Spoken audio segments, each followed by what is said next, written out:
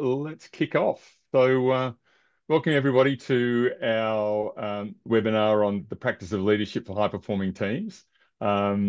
Introducing, well, the people in the room know who I am, but I'm introducing Brendan forward. Brendan and I have done a fair bit of work over the last couple of years, and he owns an HR consulting business called People Squared, and they work with clients across all sorts of sectors and business sizes and so on. But their big focus is helping their clients attract, engage, and retain, the best people. Brendan's background is across banking and insurance and aviation, with HR roles focused on leadership and organisational development.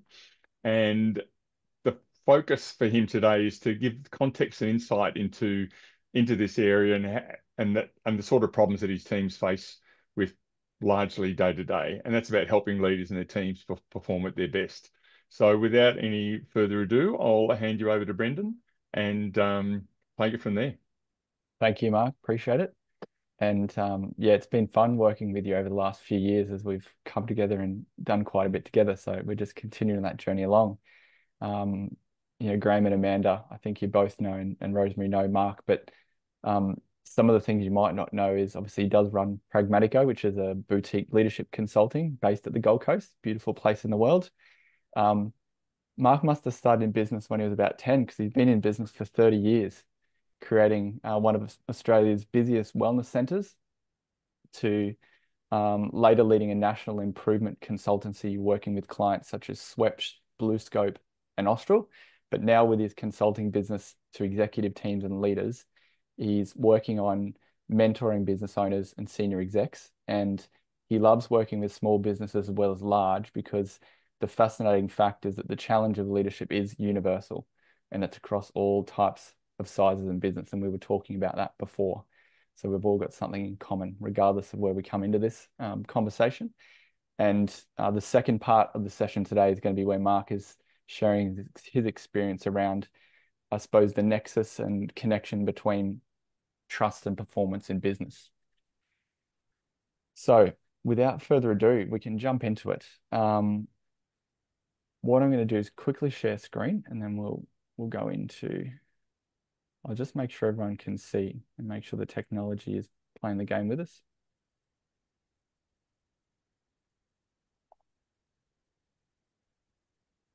So you can see my screen. All good. Hoping it's a thumbs up. Perfect. So to begin with, and this concept of leadership as a practice is something termed by Simon Sinek. Each of you might have seen it. But I really love this quote. If you think you're a leader and you turn around and no one is following, then you're just simply out for a walk. And the reason why that's so significant is, you might come across people and they'll say, I'm a leader, I'm a really good leader. And usually I'm not keen on hearing what they have to say about how good they are as a leader. I want to hear the people they actually lead because that's where the honesty comes out. And to connect back with what Mark was sharing at the start, literally I spend most of my time in my team, it is performance related matters. And the tricky part with it is often it's the underperformance side of things, or if problems have come up, where most of that time is spent. But there's this whole area around, well, what about your top performers? Are you spending enough time and the right time with them, making sure they're appreciated and engaged and actually staying in your business? So that's really the two angles that I want to approach this first part with. And the idea to start with was to get a bit of insight from you as the audience, to get a bit of feedback to begin with that we can use with context as well. I was going to ask, have you both used Mentimeter before in the past? You can see up on the yes. screen. Yeah. What, and we can probably just talk it out if you like, given how many we've got in the room. But the idea, if we'd had a bigger crowd, was to basically answer this question up front, which is, as a leader, which area of performance do you have the most trouble with? So we can have a conversation about it, if you like, rather than going in and doing all the Menti. But as you'll see, those 6 areas are essentially the different areas we want to touch on today. But you can see there's a combination of when things aren't going so well, but also when things are going well. Would you be open to sharing which of those 6 is the one you feel like you really could lean on more to become more effective. Sure.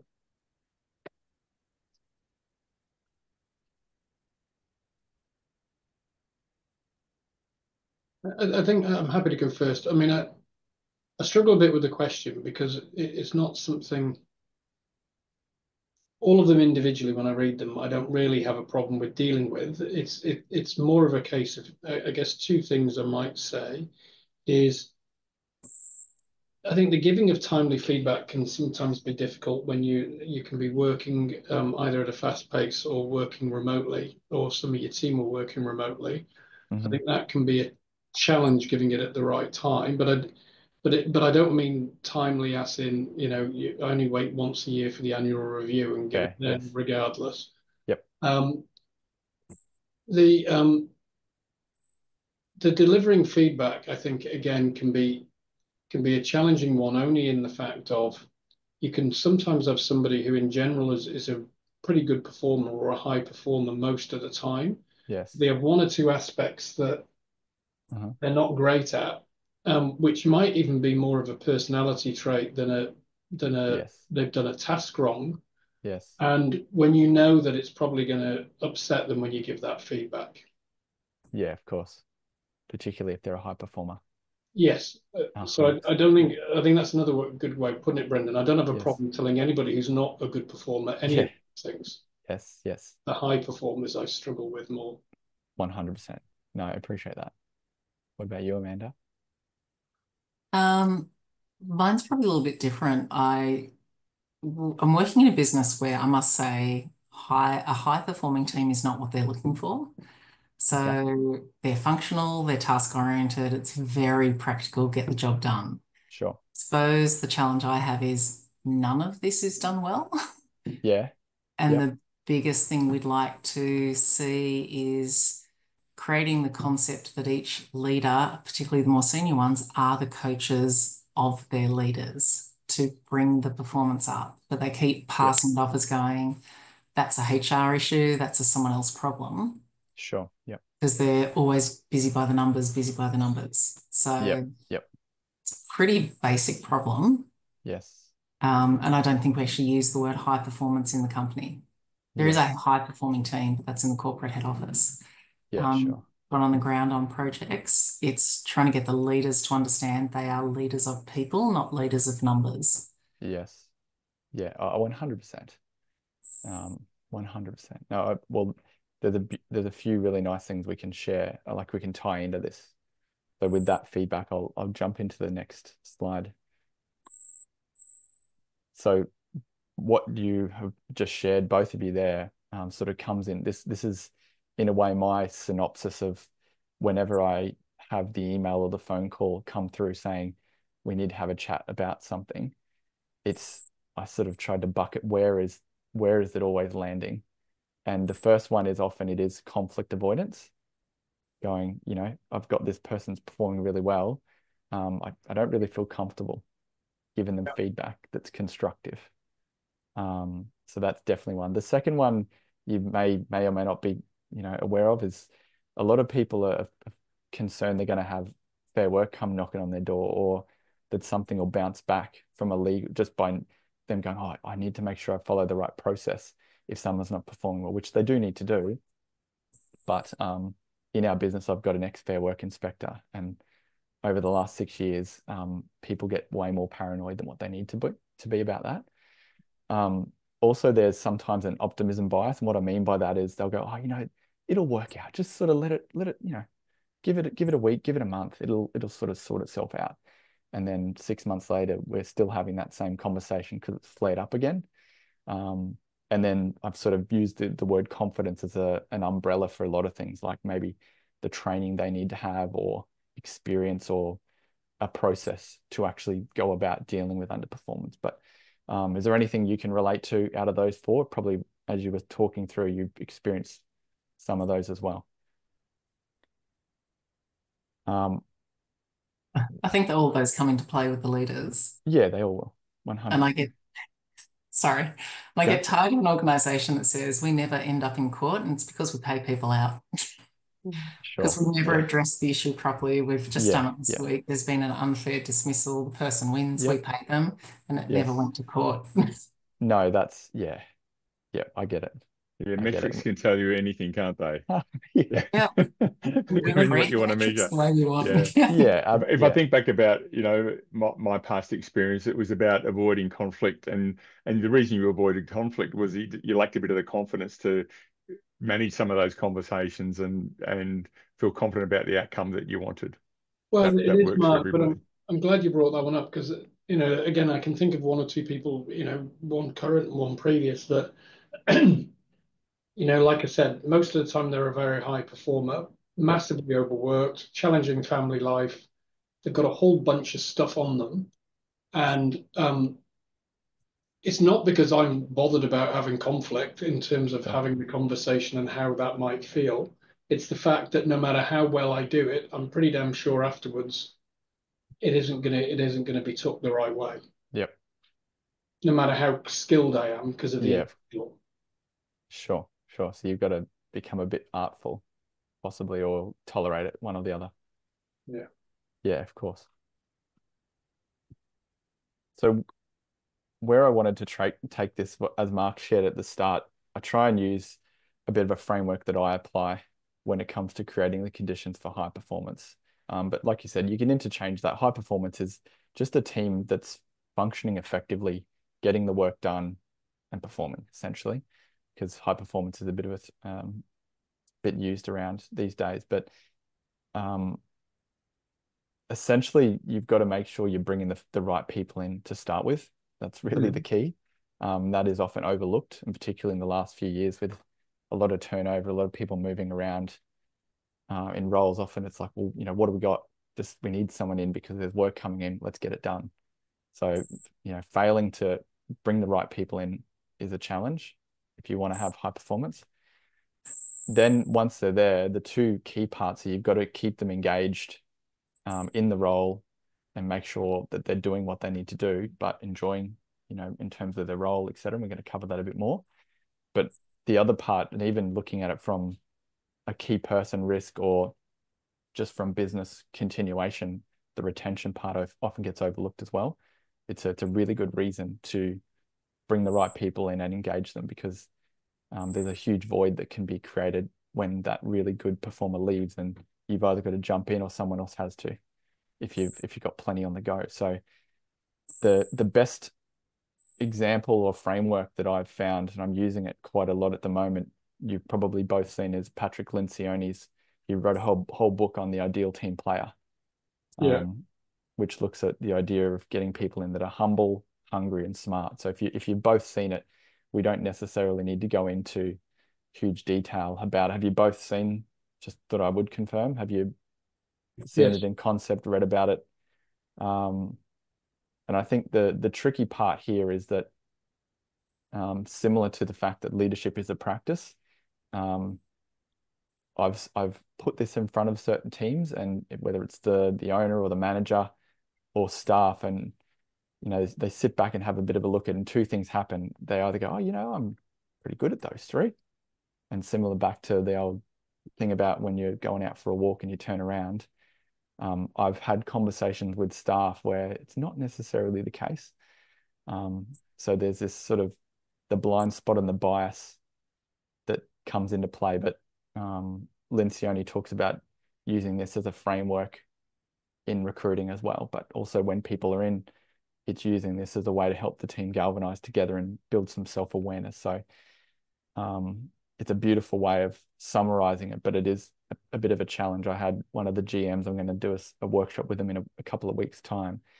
Said, geez, this is going to really challenge this team, which is really what you want to do in a good way. So it's just a nice framework to use. Mark and I have done this in the past as well. The leadership can't be underestimated in terms of the impact. And often when we're doing workshops, we will do an activity very similar to what we've done like here at the start. We just get some feedback. And this is an example in the last 6 months where I did an activity where I first started by asking the leadership group. I had about 20 in the room. what makes an effective leader? If you think back through your career, people that have led you, what makes them effective? And this is a word cloud that came up with all of the words that the collective in that session thought and reflected on in terms of effective leadership. So you're probably not surprised to see any of the things here. But then I also asked the other question, which was, all right, talk to me now about the ineffective leaders that you've worked with. And they came up with this word cloud with a whole bunch of words that you've probably seen and heard before and maybe even considered yourself.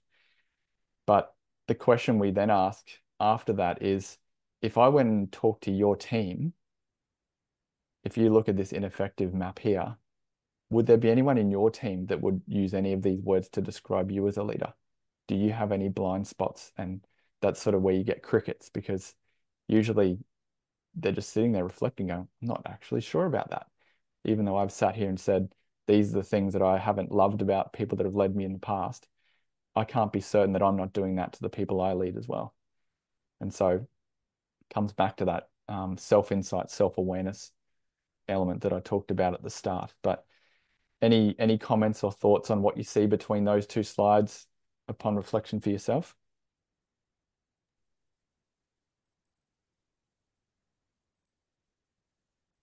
I'm going to say absolutely, because we've hired someone recently, and despite my best efforts, I have ballsed it up monumentally.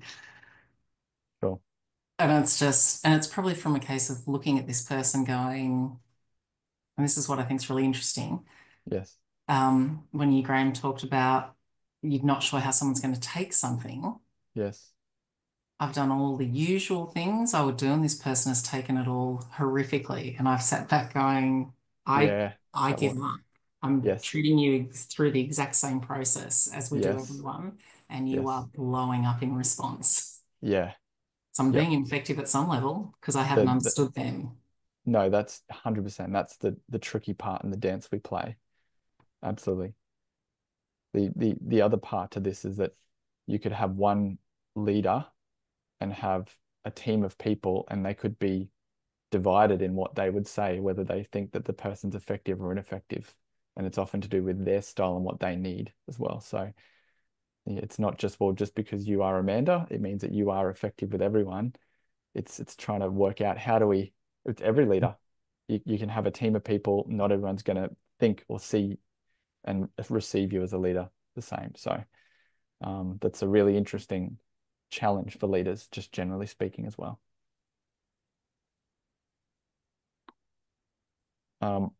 One of the things that I thought would be a nice way to try and to close things up in terms of actually building performance, some lenses to look through.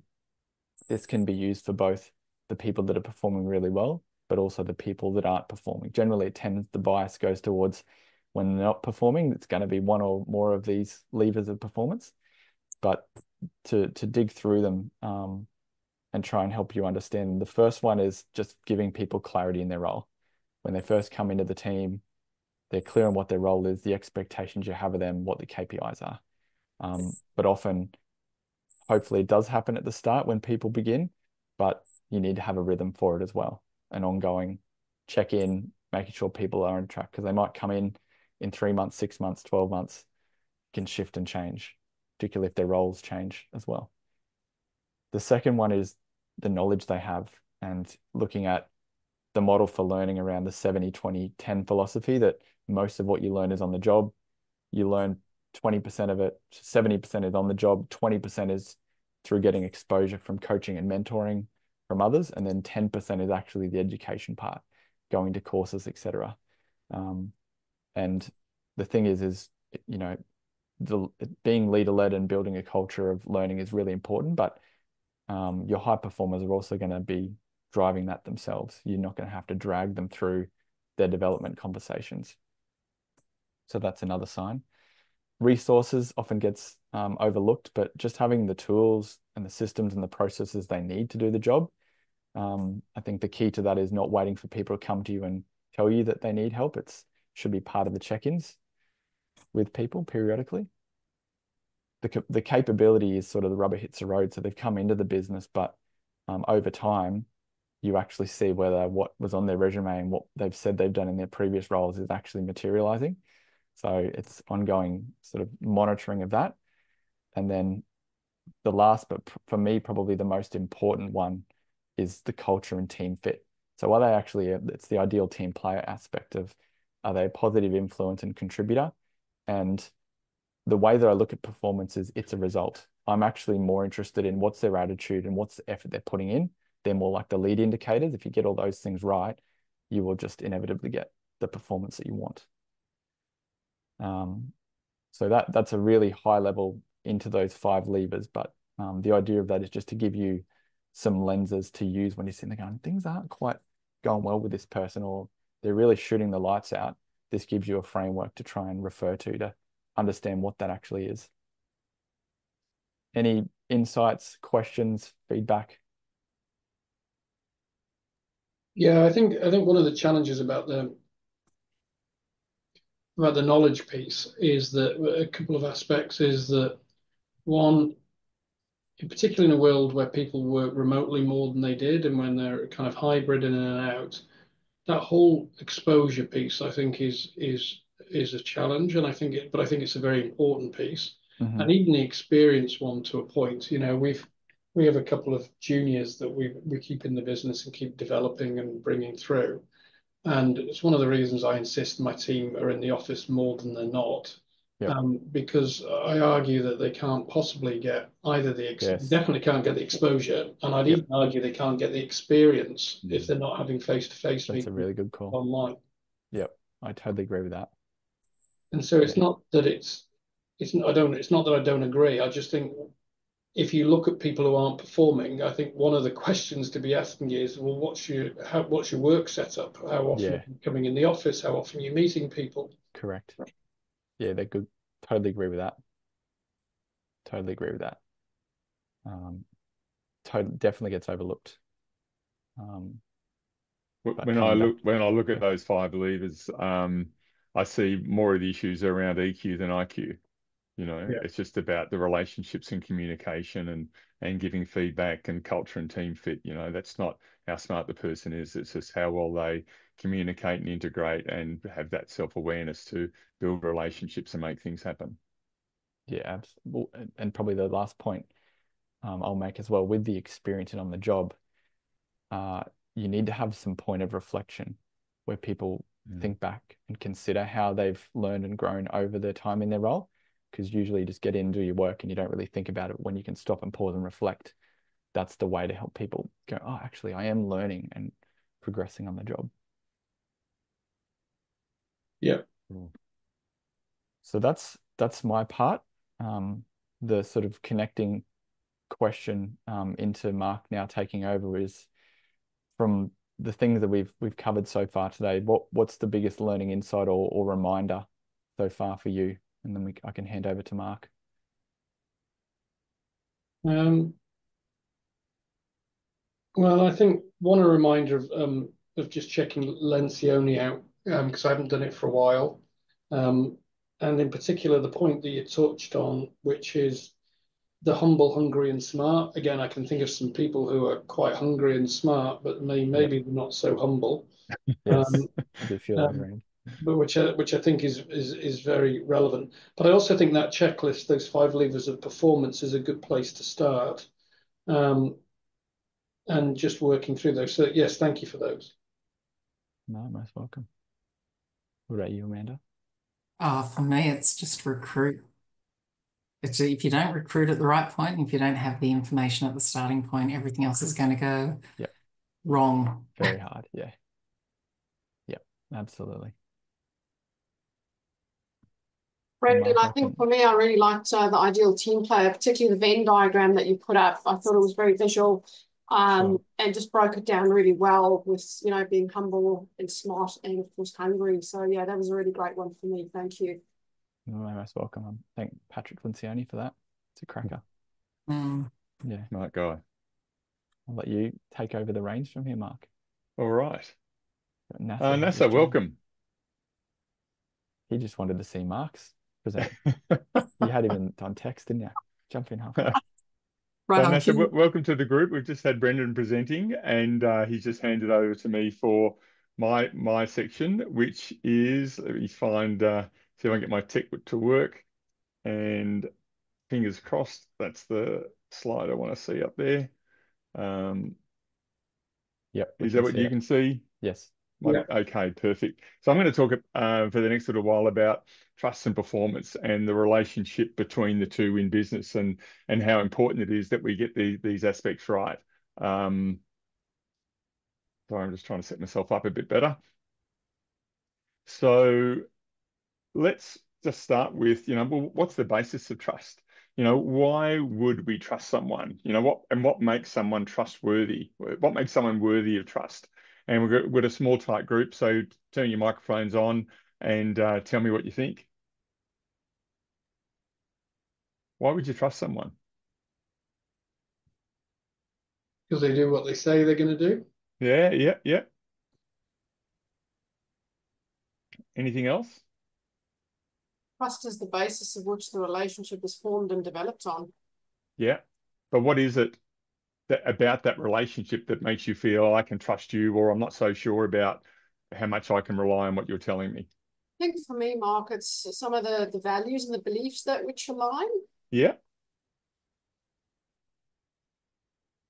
Any other ideas? So I'm going to cheat and say I'm a firm believer in the trusted advisor equation. Oh, okay. What's that? Can you share that? So trust is based on credibility. So you know what you're talking about, and you're Yeah. honest when you don't know what you're talking about. Yeah. It then looks at the reliability. So if you say you're going to do something, you do it. And when Yeah. you can't do it, you fess up before the deadline occurs. Okay. So you never wait till the line gets crossed. Yeah. And then the third one, they use the phrase intimacy, but I would say connection is a more professional version of it. But you've got to have a connection with the person that's not just task-based. So there's a Yeah. bond of some description between you. Now that sits on the top of the fraction. The credibility and reliability are the rational parts of the brain that work. And then the connection is a more emotional one. Under the bottom, the bottom of the fraction is about your self-orientation. So if you have a high self-interest and it's painfully obvious to everyone, you can write off all the credibility, reliability, and connection in the world because you're too Yeah. Yeah. self-oriented. And that's what I live by. Absolutely. Yeah. How good to have an org psych in the room when we start talking about trust. I stole that from someone else. Yeah. So good. Yeah. NASA, what's your take on this? I can't hear you, mate. Yep. Still can't. Yep. Yep. No, Yep. I found that. Yep. I think it's all about integrity of the work that anybody does. Because at the end Yeah. of the day, if there's integrity, and you can see from the examples they give previously, and the way they work, then you can give them the trust based on the integrity of the data and the way they present the data to you on a regular basis. Yeah. Yeah. And it's just that consistency and experience, if we get burnt once, it's hard to build that trust back again, isn't it? Rosemary, you've got any thoughts on that? Okay. I would agree. All good. Okay. So let's look at some different lenses around trust and different perspectives. So I want to introduce you to the idea that there's actually three ways that we can think about trust. And the first is about self-trust. Like, how much do I trust myself? So I'm in a situation, I've been here before, and I struggled, or I didn't get it right, or I stuffed up in some way. My trust in myself about handling that situation again is going to be diminished. And I'm just not going to feel as confident in handling that situation. And so that's something that I think we need to recognize, because I might be held back from doing it again. And this is particularly relevant in that feedback conversation about, I stuffed up last time. Yeah, oh God, I don't want to do it again. I'm just going to avoid it and just try to stay away from it at all.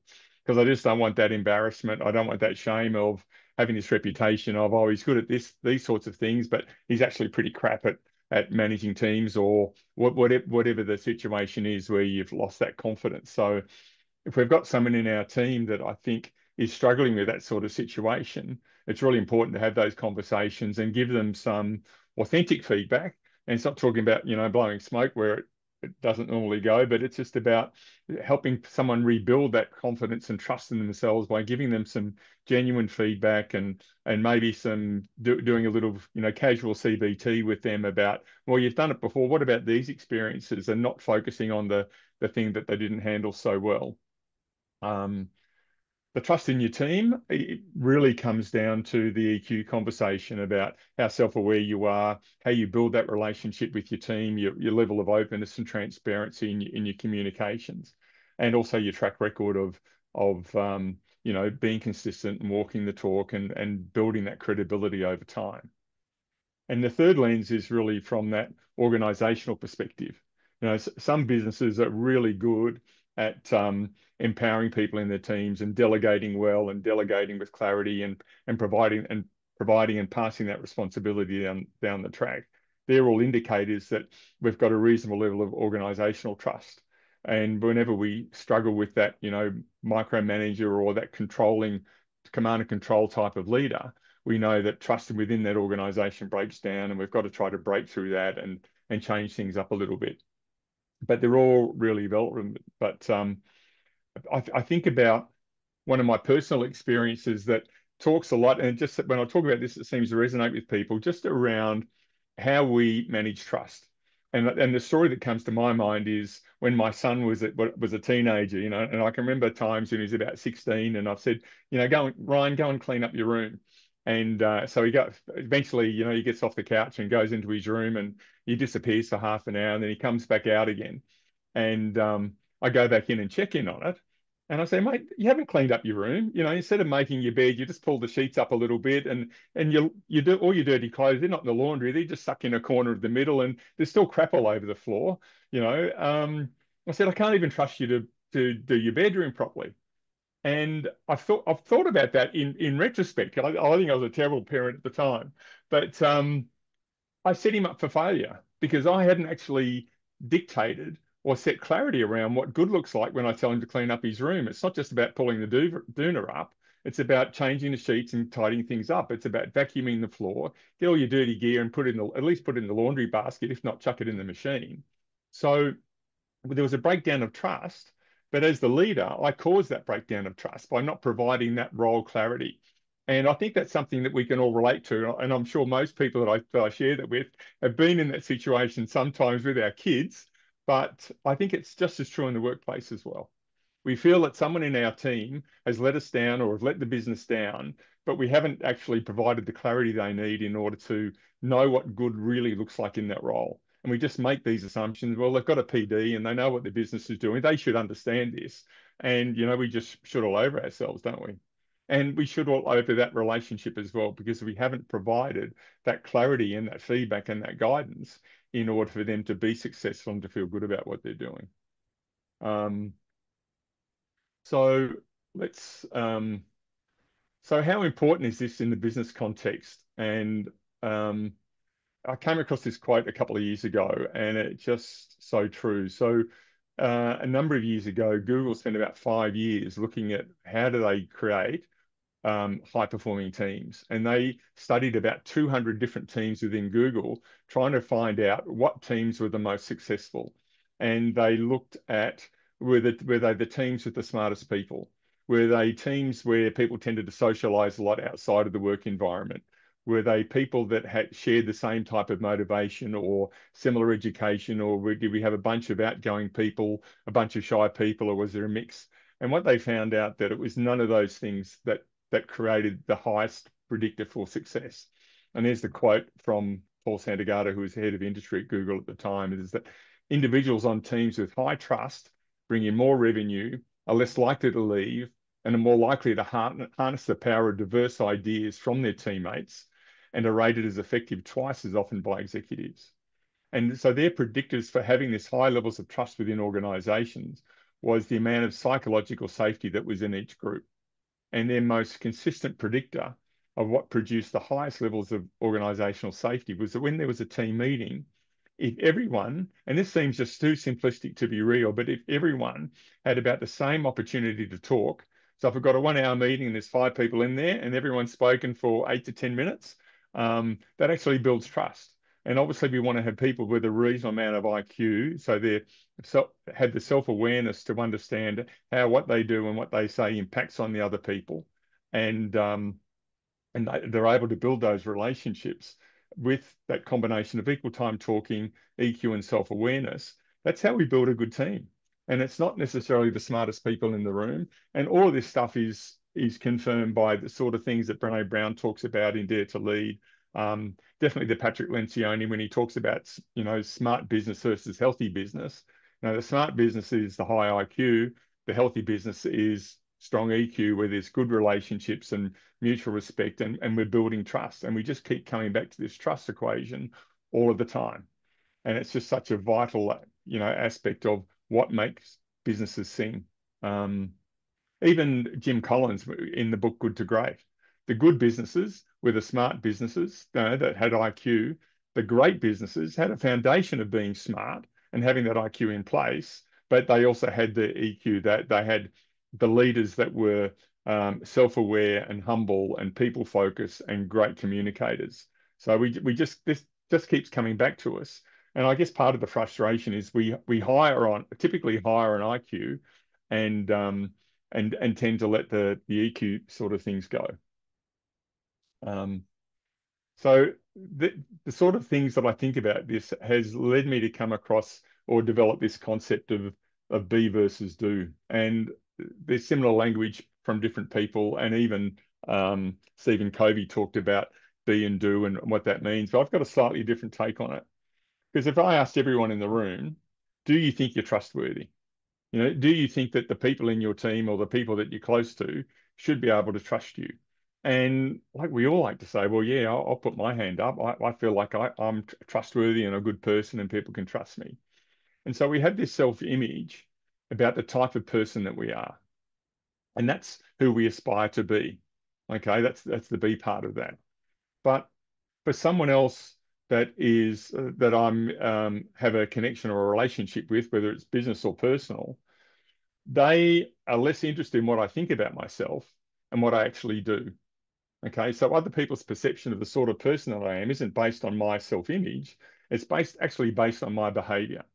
So I might think have the highest integrity and the highest level of trust, but if I'm not actually demonstrating that consistently, people aren't going to see me the same way. And I think it's important that we think about these different lenses about our personality, and this comes back to EQ and self-awareness as well. You know, do I actually demonstrate the values that I think I hold that are important to me? And that leads us to the whole idea around authentic leadership. Like, what is that? Authentic leaders are people that do generate trust in the workplace. And by generating trust, they build teams that are more loyal. They build teams that are more likely to stay. They build teams of people that are prepared to have a crack and stick their neck out and try different things, which is where innovation comes from. Whereas if I'm a more controlling sort of leader, those sorts of things are less likely to happen. Collins in his model talked about level 5 leadership of leaders that were humble and people focused. But I've created my own model about authentic leadership, and it's what you can see on the screen here is best. And I think to be a true authentic leader, you have to perform at your best.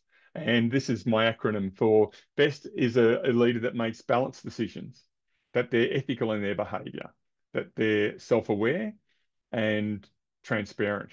And this is like what I found is that this is a really simple model that people can get their head around and then introduce it into conversations in their business. But more than a model, it's actually an assessment tool that I've created. So they're like any other values around, you know, there's a value that we can label like being balanced decisions or ethical. But if we are those things, that's the B. What are the things that you do? How do you demonstrate that you do make balanced decisions? How do you demonstrate that you do maintain strong ethical standards and self-aware and so on? So I've developed this framework where I've defined aligned behavior and non-aligned behavior. So now we can do a self-assessment on this. And what I'd love you to do is just to take a few minutes, look at the definitions of each of aligned and non-aligned behavior, and rate yourselves on a 5-point scale around each of the 4 there. So ultimately, I want you to come up with a score out of 20 for how authentic your leadership style is. Now, whether or not you share it's another story, but it's just I want you to do the exercise. And don't just think about, oh, I know what balanced decisions are, or I know what self-awareness is. Read the definitions and come up. So if you read the definition for aligned behavior and you read non-aligned behavior and you think to yourself, oh, I'm totally aligned with that, you can give yourself a 5. Okay. Whereas if you're more down the non-aligned, you're a 1. A 4 is you're not bad. 3, you're sitting on the fence. You know how a 5-point scale works. So I'll give you a few minutes just to write down your numbers about how you think you perceive yourself, how you do perceive yourself. And let's come up with a score.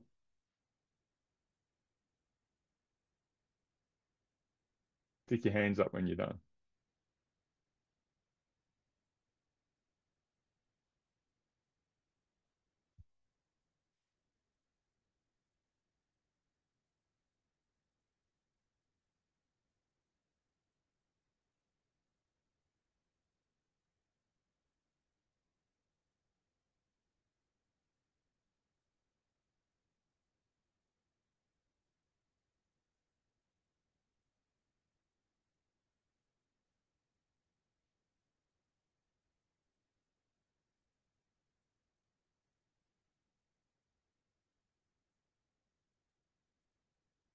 We all done or still going?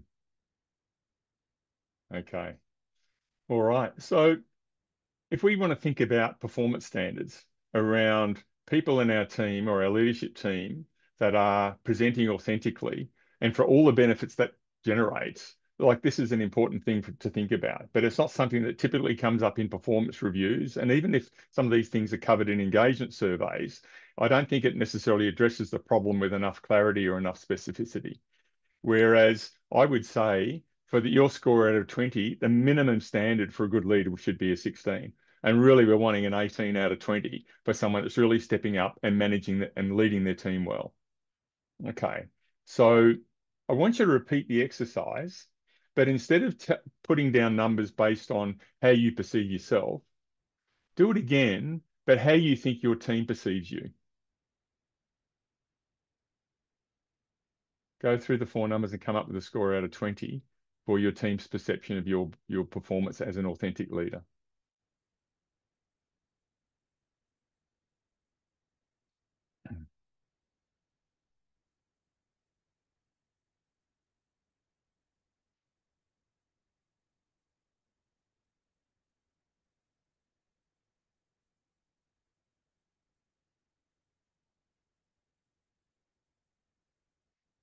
Now, I would say ideally, a good leader should have pretty much the same sort of score from their people.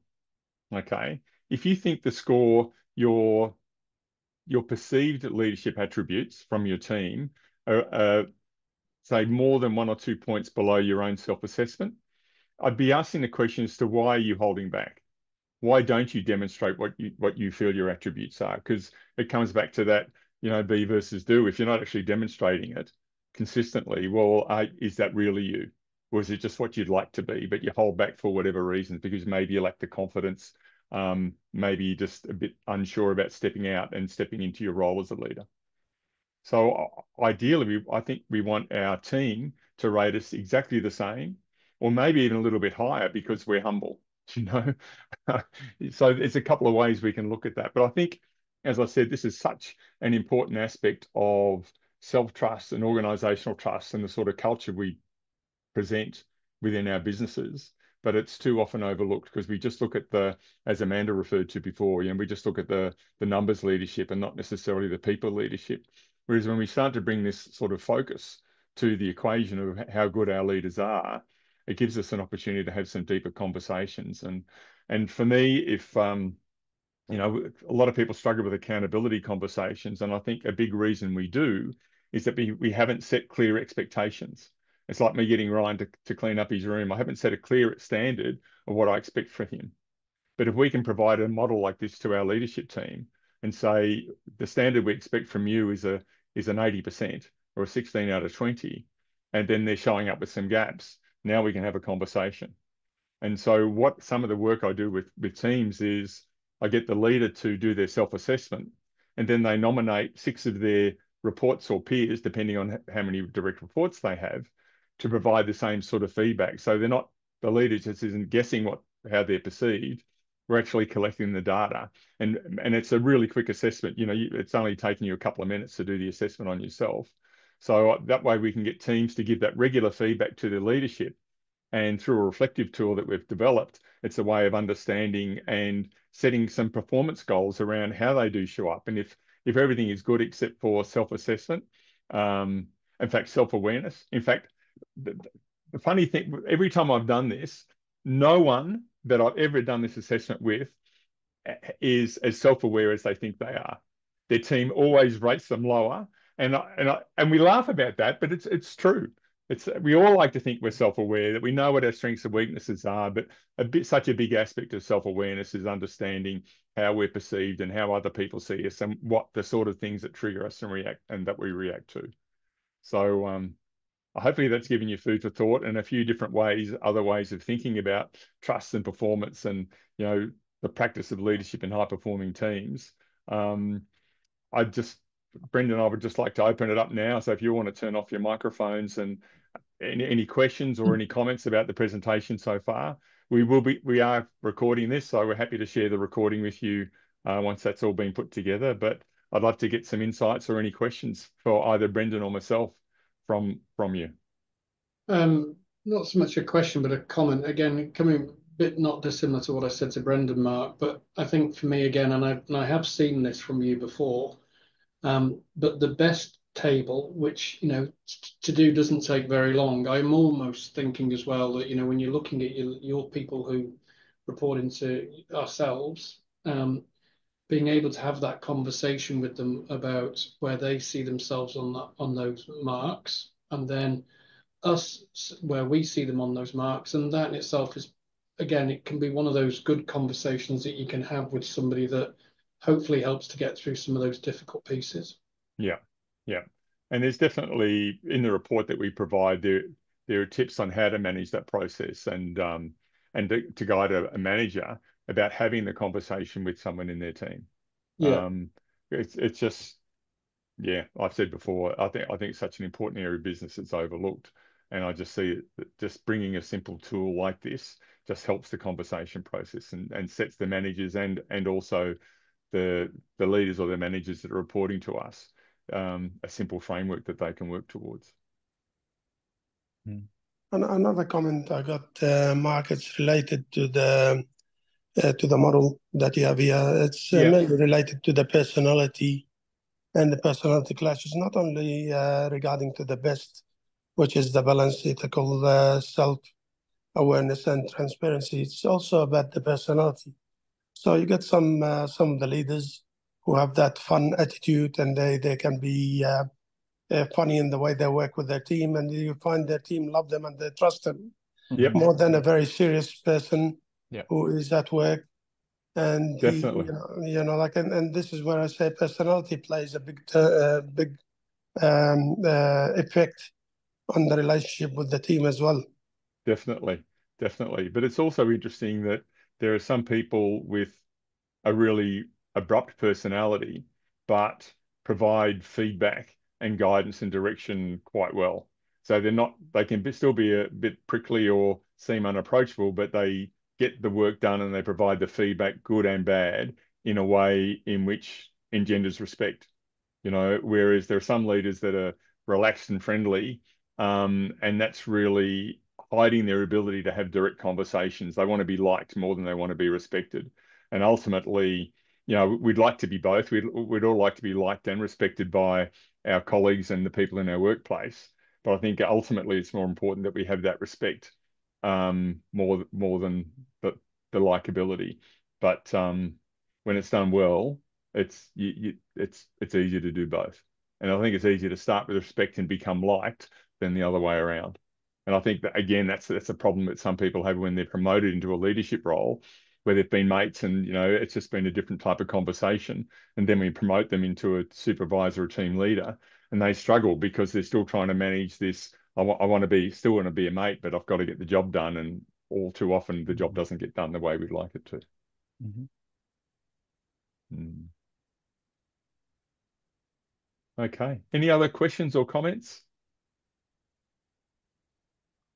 Okay. Well, we're really grateful that you signed up and turned up today. We had hoped for a bigger audience, but I think just things happen. But I hope you found your time with us of value, and we're going to continue to do these on a regular basis. So it'd be great to see you all again. And once we've got the recording sorted, we'll share it with you.